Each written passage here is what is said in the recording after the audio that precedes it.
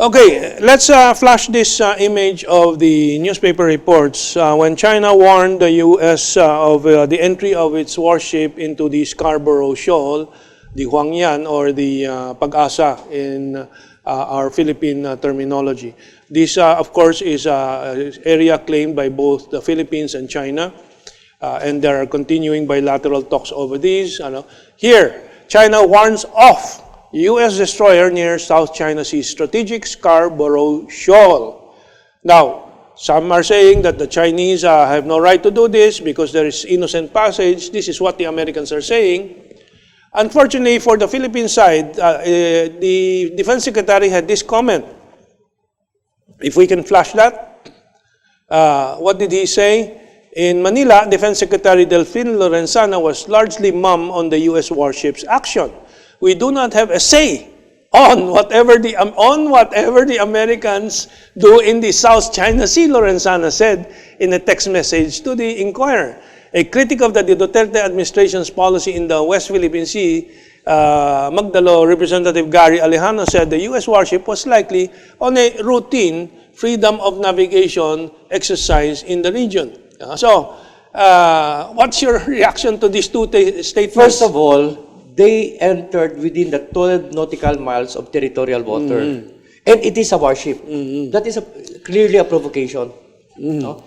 Second, this innocent passage thing is very, very complicated and very, very problematic. Like, for example, of course, because of the 16th century doctrine that the sea is the common heritage of mankind, and of course, for freedom of navigation, such concept as innocent passage was formulated. However, it has so many conditions. Like, for example, you can conduct innocent passage, but you cannot anchor. You cannot dump waste. You cannot, in our case, since we prohibit... You cannot unload, offload anything. Especially in our case, since our Constitution prohibits the presence of nuclear weapons, no warship could conduct innocent passage carrying nuclear weapons. And in response, they will say, we will neither confirm nor deny what we have on board. You know? However, we have a problem in the case of the Philippines because innocent passage can be done in your defined sea lanes. The problem is we do not have a defined sea lane. We have traditional sea lane. Like from north to south, it's from Batanes to Tawi-Tawi. East to west, from the Strait of Balabac to the Strait of Surigao. But these are traditional sea lanes. But it's not yet well defined. It has no proper documentation or everything. It's just being used. You know, our sea lanes is like a highway without traffic signs, without traffic lights, without traffic enforcers. It's a wild, wild west, actually. We have not been doing our homework when it comes to that. Well, that's why we have this discussion. There is a lot of misunderstanding about innocent passage or freedom of navigation. But we focus on innocent passage because that's the most fundamental. Innocent passage through EEZ, exclusive economic zone. Innocent passage through territorial waters. Even territorial waters or archipelago waters. And then innocent passage of common commercial ships. Innocent passage of warships. Yes. The main difference between the U.S. and other countries is that the U.S. demands that even warships enjoy innocent passage. China is saying, if it's warships, you must inform the coastal state. More so, it's a disputed area. More so, doubly so. So it's a clear provocation. So we've reviewed a lot of literature about innocent passage. Let's look at some of the findings there. For example, the differing interpretations of international law could spark major naval conflict between the U.S. and China. Inside the 200 nautical mile EEZ, the U.S. believes that the military ships may conduct any activity, including surveillance of the coastal state, spying, that is. Within 12 nautical miles, the U.S. believes military ship must abide by the rules of the innocent passage, which precludes any overt military-related activity. May I comment on that? Yeah, sure. In the first place, they're not a signatory of UNCLOS. That's right. What's the right to cite this? Well, as I told you, this is a throwback to the gunboat diplomacy issue era, where they demand to be able to enter any waters with their gunboats. But that era is over. And China has always been saying they have suffered 400 invasions from the sea. That is why their framework is different about this warships in particular.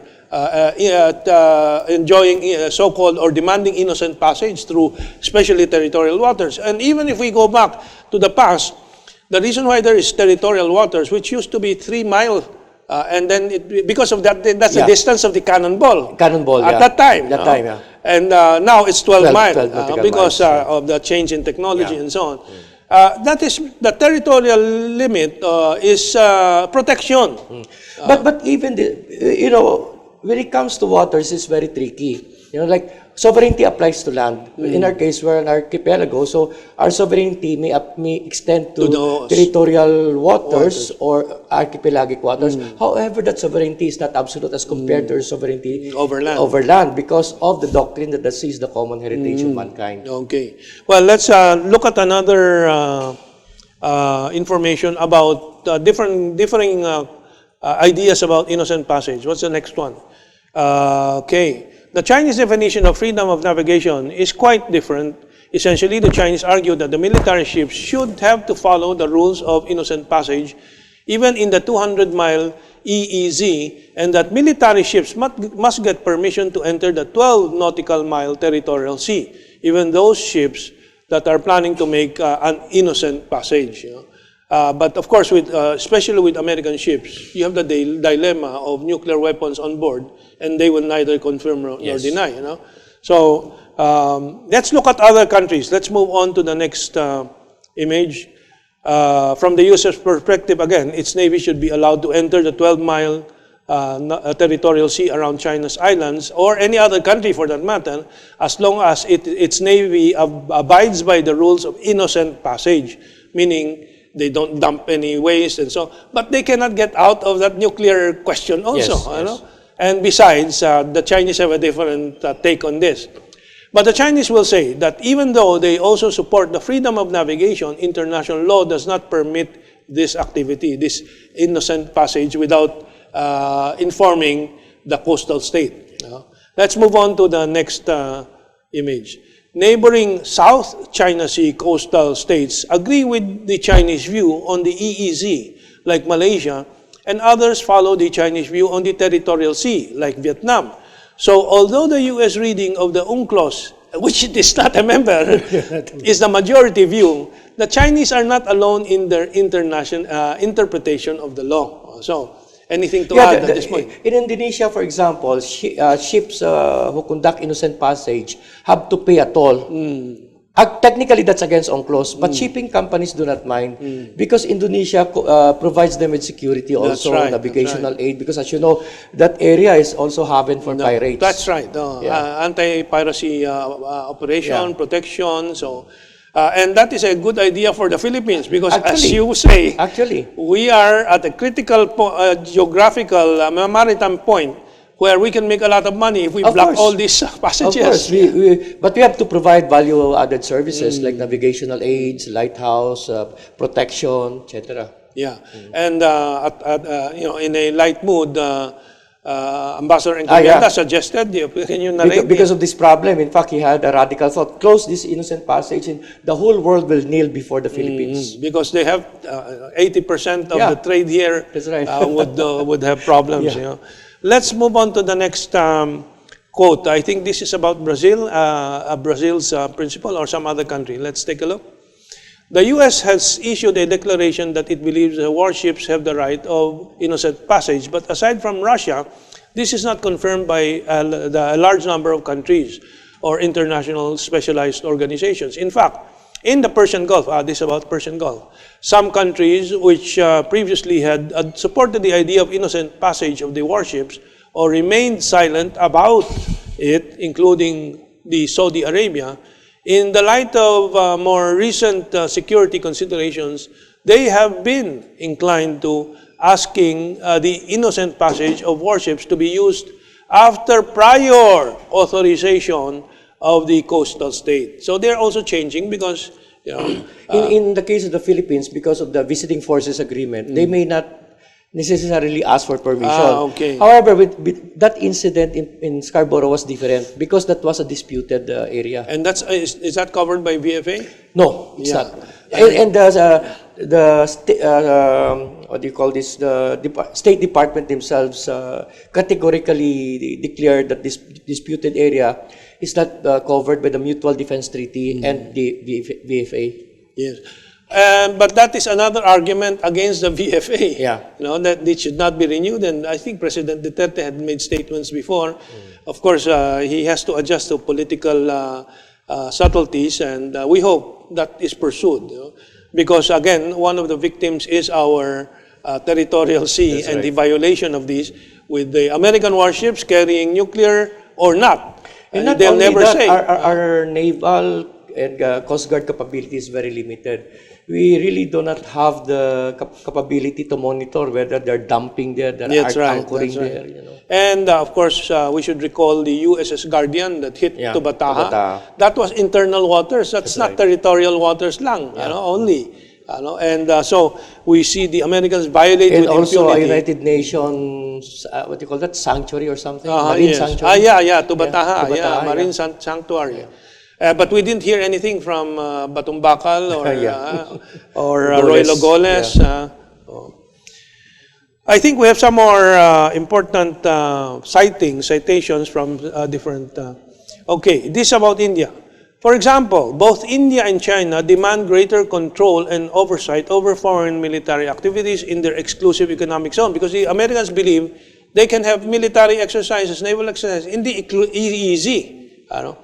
Both nations, India and China, have also enacted domestic legislation that enters into direct conflict with certain rights and regulations guaranteed under UNCLOS, according to this, meaning some restrictions. In other words, these big coastal states are enacting more protective measures. That's right. Let's move on if there is some more. A democracy such as Brazil, for example, continues to demand prior consent for the conduct of foreign military activities in its EEZ, not even territorial waters. Whereas authoritarian Russia, which does not hesitate to violate a plethora of other international rulings, has more or less abided with the rulings of the UNCLOS with regard to freedom of navigation.